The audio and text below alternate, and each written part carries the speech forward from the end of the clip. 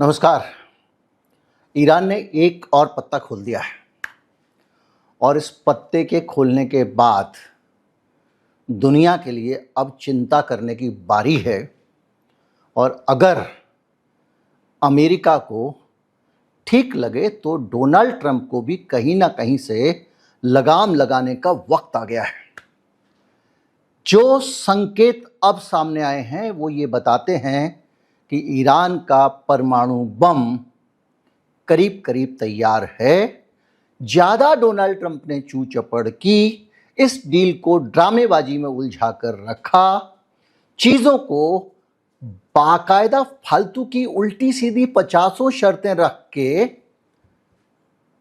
मनवाने की कोशिश की, तो वो अपना परमाणु हथियार सामने लाकर इस्तेमाल भी कर सकता है। ये सारे के सारे आकलन इस आधार पर लगाए जा रहे हैं क्योंकि अभी आपको पता है ईरान से चीज़ें निकल के आती नहीं हैं, लेकिन एक चीज़ निकल के आई है। उस चीज़ ने एक पूरा परिदृश्य सामने खड़ा कर दिया है। मैं हूं गिरिजेश वशिष्ठ, आप देख रहे हैं नॉकिंग न्यूज़ का यूट्यूब चैनल। आज हम बात करेंगे कि क्या ईरान परमाणु हथियार बना चुका है।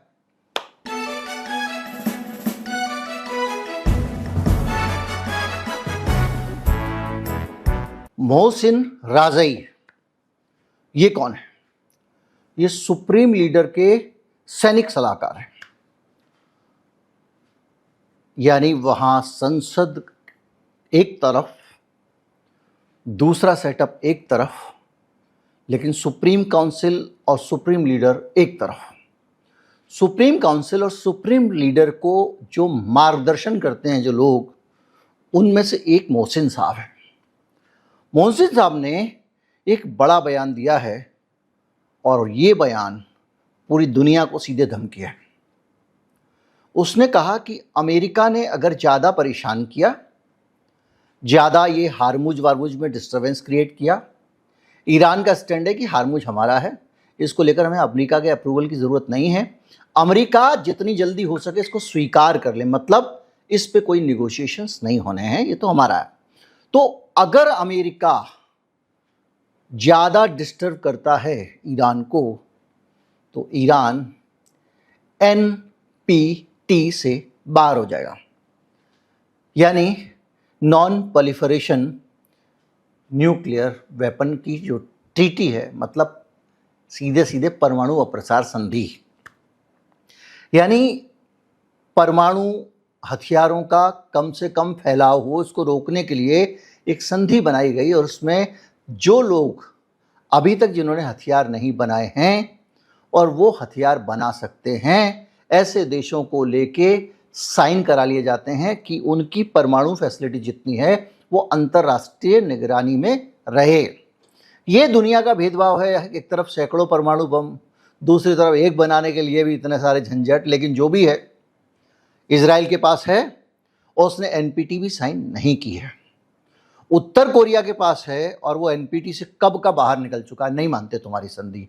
और ईरान भी NPT में तो है, पर उसने NPT के सारे इंस्पेक्शन वगैरह थे उनको बंद कर दिया। क्यों? क्योंकि वहाँ पर ये जो NPT वाले अधिकारी जाते थे, ये गलत अफवाह ईरान के बारे में फैलाते थे।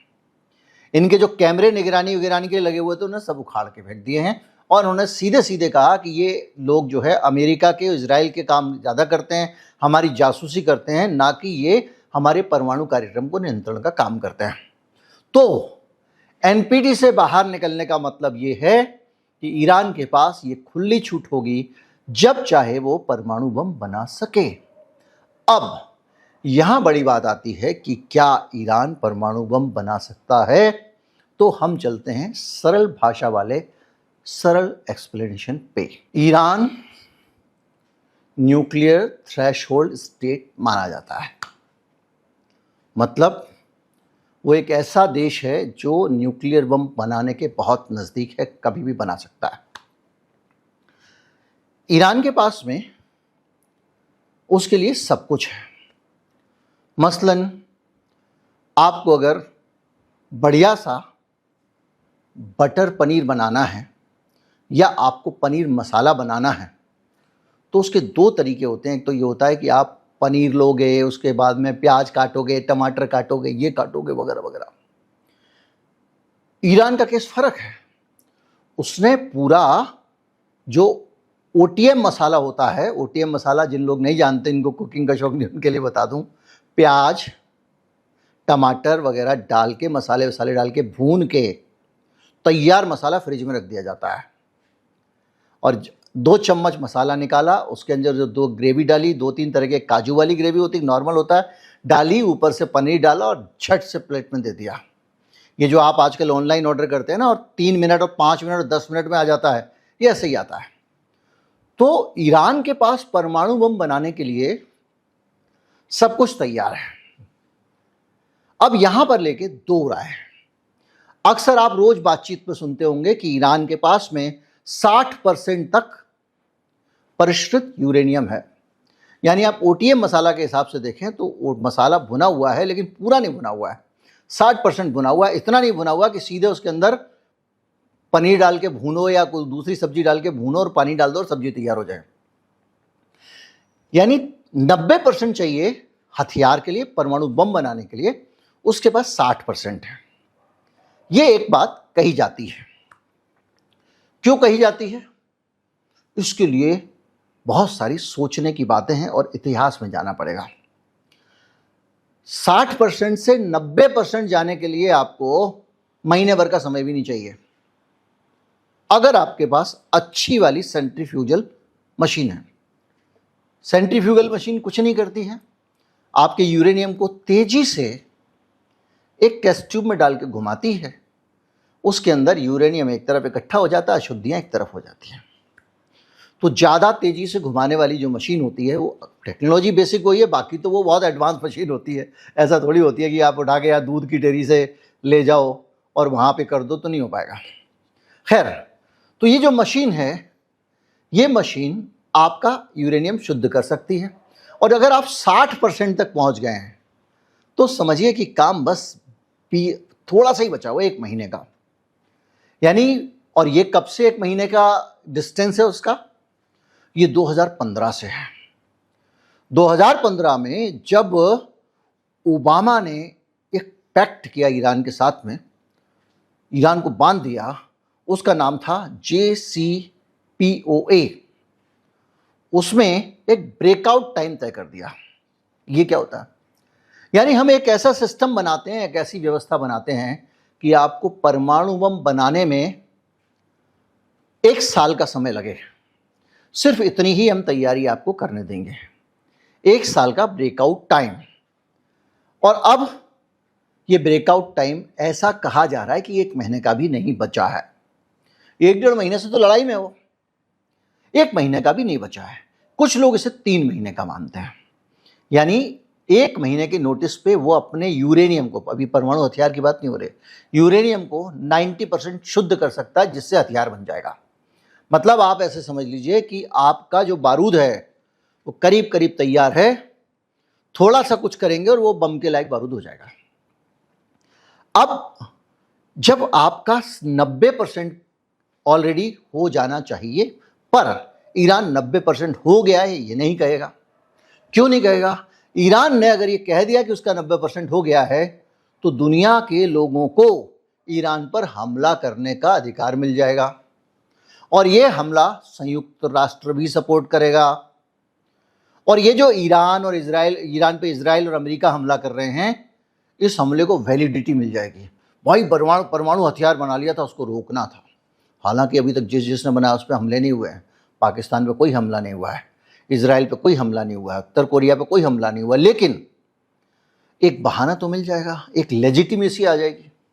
तो इसलिए वो 90% कब का बना चुकने की हालत में था, उसने नहीं बनाया। अब उसके पीछे 2-3 चीजें आती हैं जिस तक पहुंचना बहुत मुश्किल है और मुश्किल नहीं भी है। अब आप समझिए कि ये पूरी निगरानी का काम जो करता है, वो करता है इंटरनेशनल एटॉमिक एनर्जी एजेंसी। यानी इंटरनेशनल एटॉमिक एनर्जी एजेंसी मतलब जो परमाणु ऊर्जा है उसकी देखरेख करने वाली एक संस्था है, सारे देशों ने मिलकर बना दिया है। कि भाई देखना क्या सीन है। वो संस्था कह रही है कि भाई हमको नहीं पता वहां क्या हो रहा है। क्यों? बोले हमारे कैमरे वैमरे ने उखाड़ के फेंक दिए, सब कुछ कर दिया। अब 15 साल पहले ही वो एक साल के अंदर उसको बम बनाने की हालत में था, एक महीने में 90% यूरेनियम बनाने की हालत में था। 15 साल क्या, 2015 मतलब 11 साल पहले। अब 11 साल के अंदर तो उसने बहुत एडवांसमेंट कर लिया। यानी उसके जो सेंट्रीफ्यूगल सिस्टम होते हैं जो शुद्ध करते हैं यूरेनियम को, उसका प्रसंस्करण करते हैं, वो बहुत एडवांस हो गए। पहले वो IR1 था, अब IR6 हो गया है। तगड़ी फैसिलिटी। एक चीज और है उसके पास में, उसकी न्यूक्लियर फैसिलिटी ऐसी है उसको दुनिया में कोई नहीं देख सकता, ना सैटेलाइट से ना किसी तरीके से। क्यों? क्योंकि वो गुफाओं कंदराओं में है। गुफाएं भी कैसी हैं, बड़े बड़े पत्थर के पहाड़, और उसके अंदर सुरंग बना के, पहाड़ पत्थर के, ईरान के पहाड़ जैसे हमारी अरावली पर्वतमाला है वैसे ठोस पत्थर के हैं। वैसे नहीं है जैसे ये हिमालय है हमारा कि मिट्टी टाइप का पूरा पहाड़, वो ठोस पत्थर के हैं। उसके अंदर आप बम बम कुछ नहीं गिरा सकते हो।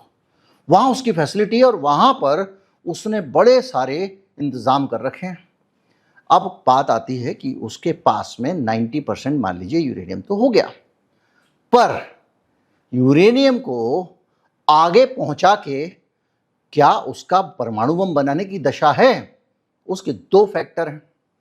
मैं दिवाली पे जब रॉकेट चलाता हूं तो पहले आप आग लगाते हो, रॉकेट सुर्र करके आवाज करता है, आसमान में जाता है, आसमान में जाके पटाख बोलता है। जब वो आसमान में जाके पटाख बोलता है तो उसके आगे एक पटाखा लगा होता है, वो फटता है, आप सब जानते हैं। न्यूक्लियर मिसाइल में जब आप मिसाइल चलाओगे तो मिसाइल उड़ के जाएगी, वो तो हो गई मिसाइल। वो दो तरह की होती है, एक लिक्विड फ्यूल की होती है, हवाई जहाज वाला जैसे उसमें ईंधन डला हो, और दूसरी होती है सॉलिड फ्यूल वाली, यानी रॉकेट जैसा बारूद, ठोस पदार्थ। वो जब उड़ के जाती है तो जहां जाके उसको ठिकाने पे हमला करना है वहां पे वो पटाखा आगे वाला जो रॉकेट का होता है, वैसे ही मिसाइल का भी पटाखा होता है आगे, जिसको कहते हैं वॉरहेड। तो जो वॉरहेड है न्यूक्लियर वॉरहेड, तो यूरेनियम तो बना लोगे, पटाखे की बारूद तो बना लोगे, पटाखा बना पाओगे? क्योंकि वो पटाखा तो नहीं, वो परमाणु बम है। यानी एक जगह ऐसे करके परमाणु को विखंडित करके रख दिया गया है कि वो मौका आने पे विकिरण करना शुरू कर दे, या मौका आने पे वो विखंडित हो जाए। उसको चलाने के लिए बहुत बहुत एडवांस टेक्नोलॉजी चाहिए। तो क्या ईरान के पास ऐसी टेक्नोलॉजी है? तो दुनिया जानती है कि ईरान ने अपना ब्रेन से ये साबित कर दिया कि दुनिया के सारे लोग बौने हैं उनके IQ के सामने। हर चीज करके दिखा दी। और जिस तरह की उन्होंने मिसाइल बनाई हैं जो अपना खुद ही रास्ता बदल लेती हैं, जिन मिसाइलों को हिट नहीं कर सकता रॉकेट, दुनिया की सारी टेक्नोलॉजी जो मिसाइल को गिराने वाली थी उनको वो डिच कर सकती हैं। हाइपरसोनिक मिसाइल है उसके पास, इंटरकॉन्टिनेंटल हाइपरसोनिक मिसाइल है, वो अमेरिका पे भी परमाणु बम गिरा सकता है। तो इतना खतरनाक जब जिसके पास पूरा इंतजाम है तो क्या उसने परमाणु बम नहीं बनाया होगा? ये एक बड़ा सवाल है। और इसी सवाल के आधार पर ये जो बयान आया है ये कई और भी बड़े सवाल खड़े करता है। बात यह है कि ईरान ने अभी तक बनाया क्यों नहीं? एक कारण तो बड़ा साफ साफ ये है कि उसने अपने परमाणु हथियार इसलिए नहीं बनाए क्योंकि अगर वो बना भी लेता और ऐलान कर देता तो मामला फंस जाता, दुनिया पूरा उसके ऊपर और ज़्यादा प्रतिबंध लग जाते, हमले कर देते, पता नहीं क्या कर देते। पहली चीज़। दूसरा, उसने क्या मिनिएचर ब्लास्ट किए, ये बड़ा सवाल है। अब ये क्या होता है? ये होता है जैसे हम कहते हैं ना परमाणु परीक्षण किया, तो क्या होता है एक छोटा सा परमाणु बम बनाते हैं, मतलब एक एक्चुअल नहीं बना के एक छोटा सा बनाते हैं। उस परमाणु बम का ब्लास्ट करके देखते हैं कि हमने जो बनाया वो सही बना कि नहीं बना, जैसे हमने पोखरण वोखरण में किए थे। बहुत छोटा होता है। तो क्या वो टेस्ट कर लिया उसने? अब टेस्ट कर लिया या नहीं कर लिया, इसको लेकर तमाम सारी इसलिए भी भ्रांतियां हैं कि वहां पे भूकंप आते ही रहते हैं। तो जब भी भूकंप आता है तो अक्सर ये पाया जाता है कि भूकंप जो है वो नेचुरल था, लेकिन क्या पता कभी वो वाला आया हो, नहीं आया हो, क्योंकि जो लोग आरोप लगाते हैं वो लोग भी ईरान के प्रति कोई फेयर तो है नहीं। तो ऐसे में ये पता लगाना भी मुश्किल है। तो मोटे तौर पे ये मानने के लिए पर्याप्त कारण मौजूद हैं कि ईरान के पास आज भी हथियार है, लेकिन एक अड़चन है। अड़चन क्या है?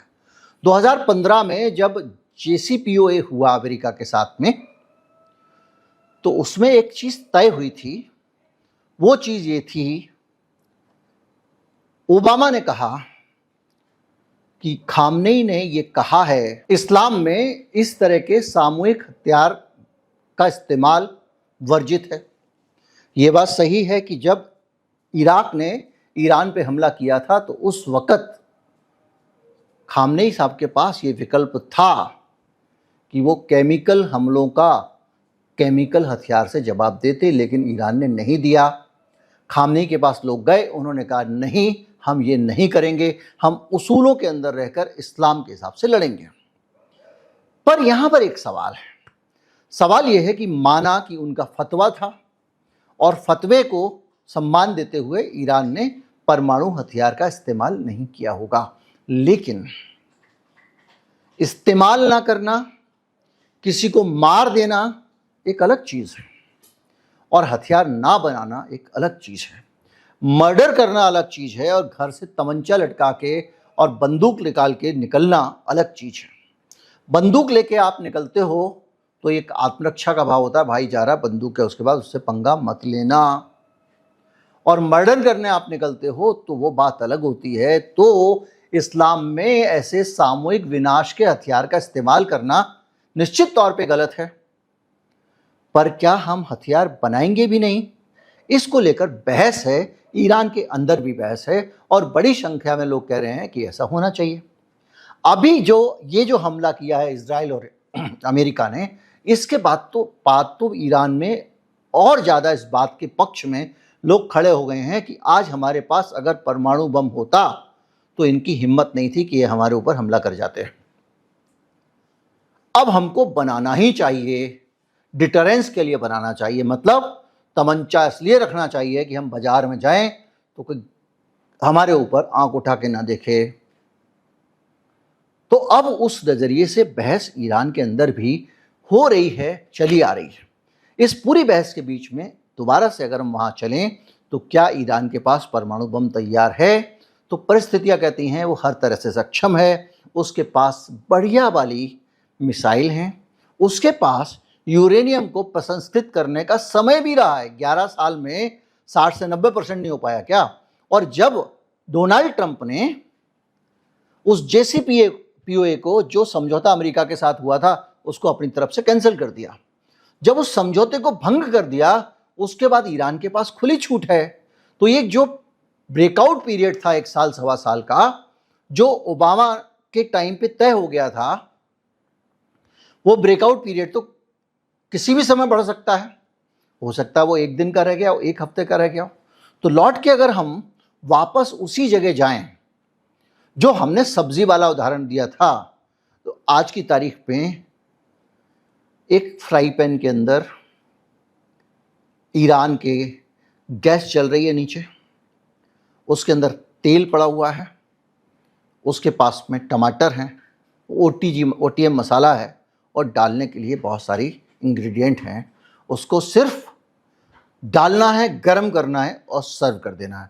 यानी वो परमाणु बम बनाने के बहुत नज़दीक है। और ये जो धमकी आई है कि हम NPT से बाहर हो जाएंगे, तो ये रियलिस्टिक धमकी है, क्योंकि 2003 में उत्तर कोरिया ने भी बाहर होकर परमाणु बम बना लिया। जिसको ये लगाना सैंक्शन लगा लो। अपने आप में स्वयं में संपूर्ण व्यवस्था है ईरान की, भारत की तरह नहीं है। भाई साहब, डॉलर चाहिए होगा तो तेल खाएंगे, डॉलर चाहिए होगा तो ये खाएंगे। ऐसा पहले नहीं था, पहले सब भारत में बनता था, लेकिन बाद में परिस्थितियां बनी। अब वो क्या बनी और कौन नेता लोग थे सब जानते हैं।